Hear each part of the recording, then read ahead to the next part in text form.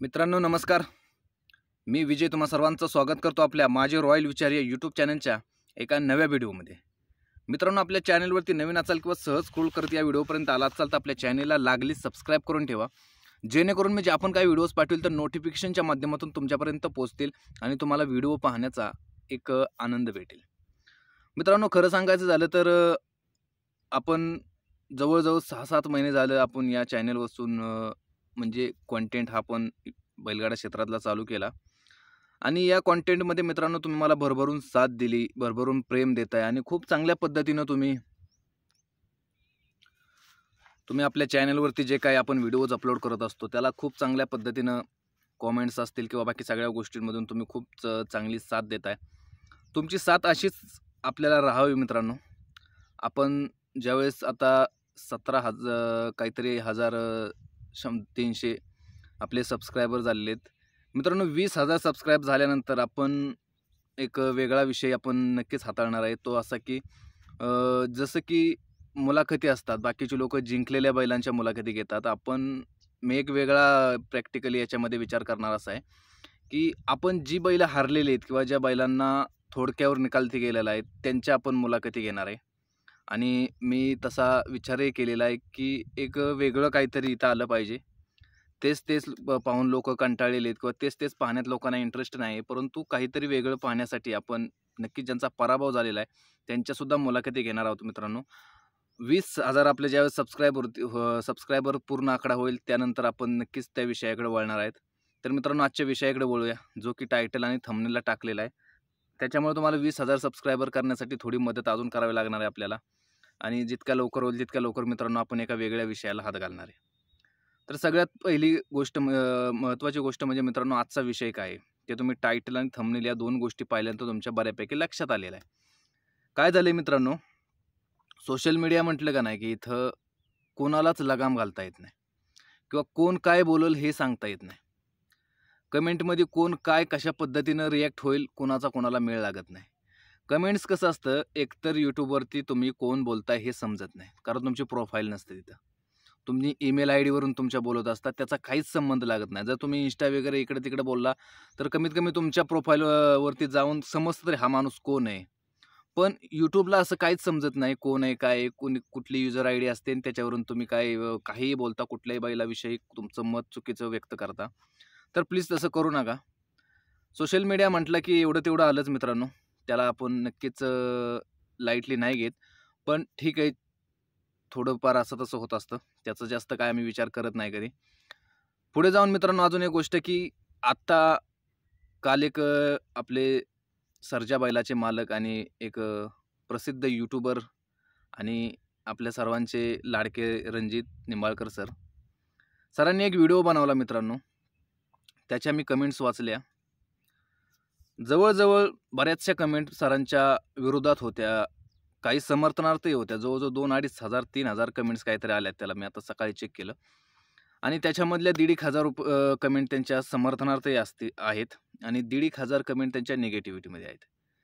तर निगेटिव्हमध्ये काय आहे तर त्यांनी जो घेतलेला स्टँड आहे त्याच्यामध्ये अनेकांना असं वाटतंय की सर हे बकासूरच्या विरोधात बोलतायत किंवा सर हे बकासूरच्या विरोधात भूमिका मांडतायत. सर हे बकासूरला आता त्यांचा स्वतःचा बैल हारल्यामुळं ही भूमिका मांडतायत.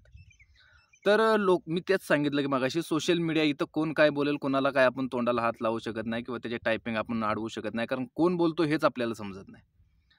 मित्रांनो, खरं तर काय झालंय माहिती आहे का, ज्यावेळेस पुसेगाव हिंदकेसरीचं मैदान झालं आणि सेमी क्रमांक 4 मध्ये खूप काटाकीर लढत झाली. आता प्रॉब्लेम असा झालाय की त्या काटाकीर लढतीमध्ये नेमकं त्याच वेळेस पब्लिक फाटीवरती आल्यामुळं तिथल्या कॅमेरामध्ये ते टिपलं गेलं नाही किंवा त्याच वेळेस त्या कॅमेरा जिथं ठेवलेला होता ते सगळं सेटअप हल्ला होता, त्याच्यामुळे ती म्हणावं इतकं शूट करता आलं नाही त्यांना. त्याच्यामध्ये बकासूरच्या गाडीला नंबर दिला, बाकीच्या 2 गाड्या होत्या त्या पण तोडीस-तोड पळाल्या होत्या, शेवटपर्यंत पळाल्या होत्या, त्या पण जिंकण्याच्याच रेषेवरती होत्या, काही निकालसुद्धा दिला होता असंही म्हटलं जाते. हे सगळं होत असताना ह्या 2 गाड्यांना बाजूला ठेवून बकासूर आणि सुंदर यांची गाड्याला निकाल दिला. त्याच्यानंतर ज्या गाड्यांना निकाल दिला नाही त्या गाड्यांना कुठेतरी वाटलं की आमच्यावरती अन्याय झाला किंवा या अन्यायाला कुठेतरी वाचा फुटावी म्हणून त्यांनी संपर्क सरांशी केला. त्यांना माहिती आहे की हे फक्त आणि फक्त सरच बोलू शकतात. कारण आत्तापर्यंत आपण पाहिलं असेल, जिथं पण काही अशा गोष्टी झाल्यात तिथं सरांनी बाजू उचलून धरलेली. जे कोणी बकासूरच्या विरोधात सर बोलतायत म्हणून त्यांना कमेंट करतायत ना, त्यांनी एकदा पेटनाक्याच्या मैदानाचा सुद्धा त्यांचा व्हिडिओ पाहावा. त्यावेळेस बकासूरला दगडं मारली, बकासूरला गाडी फॉल करण्यासाठी पब्लिक फाटीत आलं, हे झालं. हे पण बोलणारे रणजित सरच होते. मी त्यांची बाजू घेत नाही किंवा मी त्यांच्या समर्थनार्थ बोलतोय अशातलाही भाग नाही. मी तुम्हाला रिॲलिटी सांगतोय. आता शेवटी तो तुमचा प्रश्न आहे. मी सुद्धा एक कट्टर बकासूर समर्थक आहे किंवा बकासूर हा जिंकावा हे मला प्रत्येक मैदानाला एक माणूस म्हणून वाटत असतं किंवा त्याचा एक चाहता म्हणून नक्कीच वाटत असतं. पण ज्यावेळेस यूट्यूबवर म्हणून आम्ही ज्यावेळेस बाजू मांडतो, कारण मला तो पण अनुभव आहे. ज्यावेळेस मी यूट्यूबर म्हणून बोलत होतो आणि बकासूरला बोलत होतो, त्यावेळेस हीच लोकं होती जी म्हणायची, "तू काय फक्त बकासूरवरच बोलतो, तू फक्त बकासूरचाच हे करतो, मग तुझ्या चॅनेलचं नाव चेंज कर, तुझं बकासूरचं विचार असा ठेव." अशी म्हणणारी सुद्धा हीच लोकं आहेत. म्हणून विचार करायचा की लोकं काय म्हणतील हा कधीच आयुष्यामध्ये विचार करायचा नाही. मी एक कम्युनिटी टाकली की कट्टर जे कोणी मथुर समर्थक आहेत, जितका बकासूरचा प्रेक्षक वर्ग आहे, फॅन्स फॉलोवर आहे, तितकाच मथुरचा पण आहे ना हो. आणि मी एक ठीक आहे, बकासूरचं जरी आम्ही बकासूरचं जरी समर्थक असलो, तरी माझ्या मनात कुठेतरी गोष्ट आहेच ना, की ज्या मथुरनं घाटावरती येऊन सुद्धा बरंच काही केलेलं आहे. त्या मैदानामध्ये त्याला थोडासा बॅड लक लागला म्हणून तो त्या मैदानामध्ये मागे पडला. मग त्याच्याबद्दल आपण बोलायचंच नाही का? त्याच्याबद्दल आपण कुठली पोस्टच करायची नाही का? तिथंही काही लोकांचं म्हणणं आलं, की तू तिकडं मोठा झाला आणि इकडं बारका झाला. अरे काय संबंध काय या गोष्टींचा? आम्ही बकासूरवरती आजही बोलतो, उद्याही बोलतो, कालही बोलत होतो आणि परवाही बोलत राहणार. त्यात आम्हाला अडवण्याचा कुणाचा काही संबंधच येत नाही.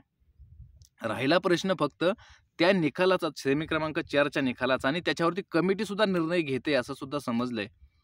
आणि खरं काय खोटं काय हे कमिटीच ठरवू शकते ना. तुम्ही आम्ही फक्त प्रश्न निर्माण करू शकतो किंवा विचारू शकतो. त्यातली रिॲलिटी काय आहे, खरं काय आहे, कुठल्या निकाल, कुठं गाड्या पुढे गेल्या, कुठं मागे गेल्या, कुठले स्क्रीनशॉट आहेत, ते स्क्रीनशॉट खरेच आहेत का, जे दाखवले गेलेले ते फोटोग्राफरने जे काही ड्रोन शूटिंग आहे ते खरंच आहे का, किंवा ते त्याच वेळेचं आहे का, ते तेच आहे का, त्यात काही एडिट प्रकार आहे का, हे सगळं कमिटी ठरवणार आहे, तुम्ही आम्ही नाही. आपल्याला जरी कसं होतं, प्रत्येकाला वाटतं की बकासूर जिंकावा, कारण त्याच्यावरती फॅन्स फॉलोवर इतका आहे, तो दिवसभर ज्या पण मैदानात असतो त्याला श्वास घ्यायला सुद्धा जागा नसते, इतकं पब्लिक बाजूने असतं. मान्य आहे, त्याचा खूप मोठा चाहता वर्ग आहे आणि तो असणारच.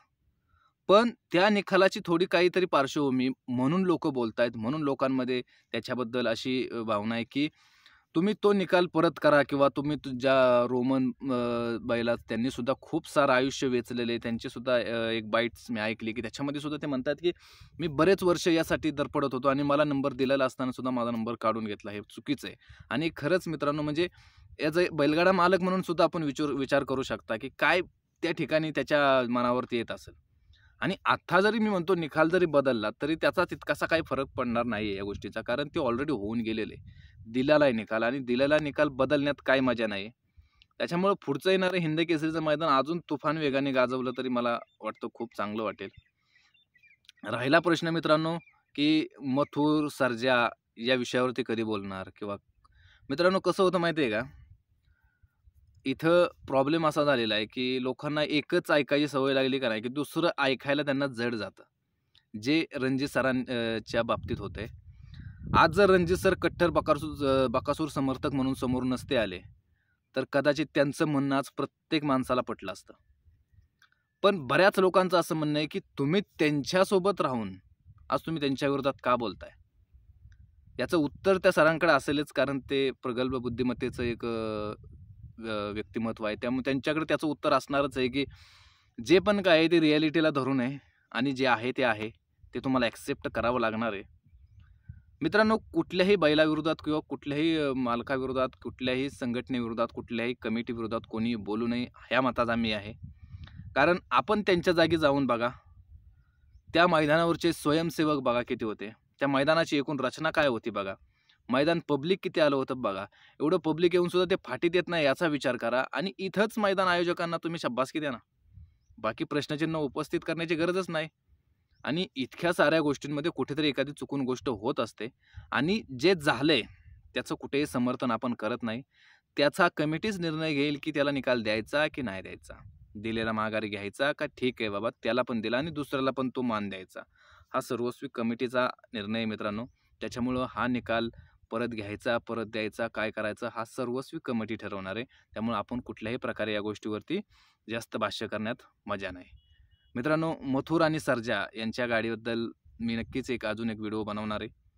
कारण अनेक लोकांचा प्रश्न आहे की मथुर आणि सर्जा यांची गाडी इतका तुफान वेग आणि माळशिरसच्या मैदानावरती पळाली. मग या मैदानावरती काय झालं असं की ही गाडी मागे पडली? किंवा सर्जा का पळत नव्हता? मथुर गाडी ओढत होता? असे अनेक जणांचे अनेक प्रश्न आहेत. त्याच्यामुळे सगळ्या प्रश्नांना एकदमच उत्तर आपण देणार आहोत. एक व्हिडिओ छानपैकी बनवणार आहे त्याच्यावरती. तोपर्यंत आपल्या व्हिडिओवरती असेच व्हिडिओ पाहत राहा. धन्यवाद. जय हिंद, जय महाराष्ट्र.